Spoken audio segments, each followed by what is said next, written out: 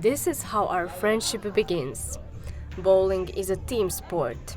Many of these skills we will soon apply in a slightly less relaxed setting, in a classroom.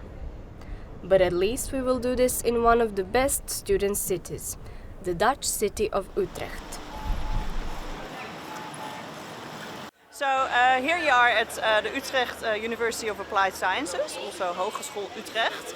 I've mentioned it before, it's the most beautiful city definitely in Europe, Utrecht. And what we're doing here at the School of Journalism is we run a blended intensive project with students from a lot of different European countries. Erasmus mobility projects are not just for students, but for teachers as well. This time we are participating in a EUfactcheck workshop. Students and mentors from 8 countries have the task to verify the claims published in the media ahead of the European elections. My name is Alexandra and I'm from Romania. My name is Zoe and I'm from Germany. I'm Alej, I'm from Barcelona. Nice to meet you. I'm Ramses and I'm from Utrecht, University of Applied Sciences, and let's have a good time together. In international teams of 4 to 5 members, students verify statements of politicians and other public figures. The goal is to collaboratively research and write a fact-check article all in 5 days. We're all as passionate about the fact-checking, so it works well because there's not one person that works a lot and then some other people that are not doing anything. So we are all working at the same pace, I would say, which is amazing. This team is verifying the claim that the majority of criminal offenses in Germany were committed by migrants. And he claims that mostly foreigners commit crimes, which we could already find out is not true, but we have to research about the whole context because there's many numbers that he says that are sometimes true, sometimes not, so that's what we're trying to find out. Accurate numbers in the wrong context are pure manipulation. Because of such issues, Professor Alice Duvel believes that it is important to introduce fact-checking into journalism education. I think it is important also for education of media literacy, but I don't think especially those people who should read it really read it. But it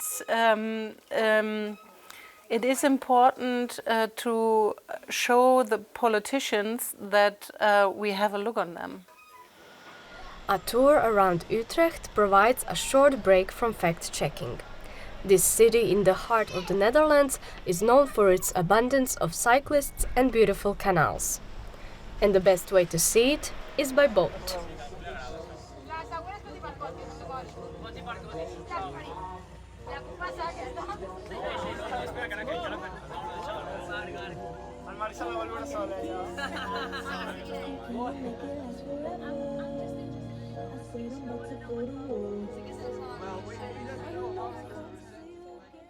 Although this is the first time that students and teachers are traveling together, the EUfactcheck project started 5 years ago. It was initiated by the European Journalism Training Association, which brings schools of journalism together. Students verify claims published in the media and their publications are reliable, says Program Director Kerian Touwen. So, of course, we work on the same standards as the International Fact-Checking Organization.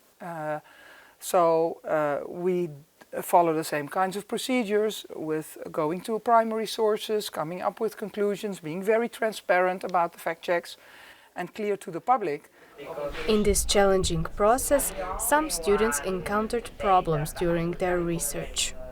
That's the main obstacle we have found, that not quick responses from the people we want to talk to.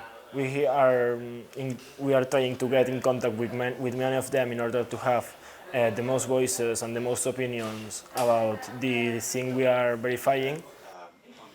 And we came to the conclusion that the whole claim is mostly false. All the challenges were successfully resolved. The students are rewarded with certificates at the end of the workshop, while their fact-checking articles are proudly published on the EUfactcheck website.